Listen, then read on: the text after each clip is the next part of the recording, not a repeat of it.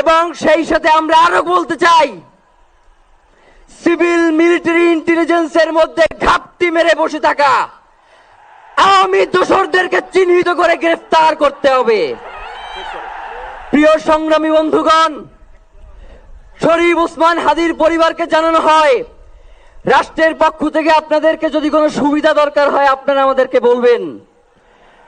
আমরা শরীফ ওসমান হাদির পরিবার থেকে রাষ্ট্রকে জানাতে চাই, যদি এই রাষ্ট্রকে রক্ষা করতে শরীফ ওসমান হাদির পরিবারের 5 সদস্য তার ভাই এবং বোনদের যদি রক্ত লাগে তারা দেওয়ার জন্য প্রস্তুত রয়েছে, তবুও এই খুনিদেরকে চিহ্নিত করে বিচারের মুখোমুখি করতে হবে। আমরা আপনাদেরকে আরেকটা ঘোষণা দিয়ে আজকের বক্তব্য শেষ করতে চাই। ওসমান হাদির নিরাপত্তার জন্যই কোন জায়গা থেকে তার লাশ নিয়ে যাওয়া হবে আমরা জানি না। ওসমান হাদি ভাই কি মৃত? তিনি আমাদের লক্ষ কোটি তরুণের মধ্যে জীবিত রয়ে যাবেন ইনশাআল্লাহ।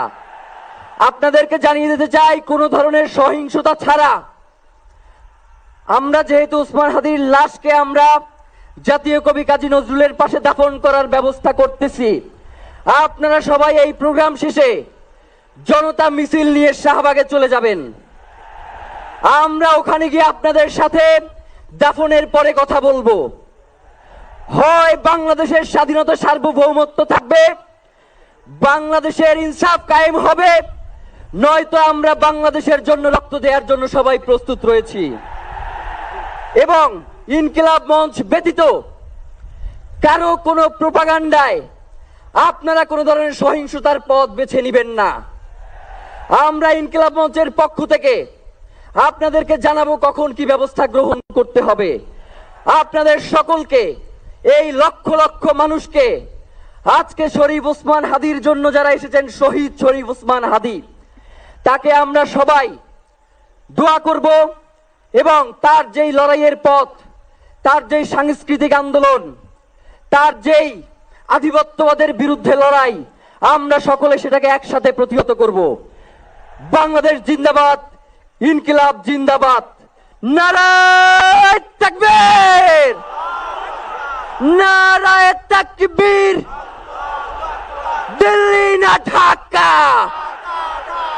দিল্লি না ঢাকা, গোলামি না আজাদি, ক্ষমতা না জনতা,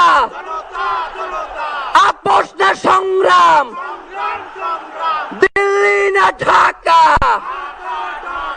আমার ভাই কবরে, খুনি কেন বাহিরে, আমরা সবাই হাদি হব, গুলির মুখে কথা কব, আমরা সবাই হাদি হব।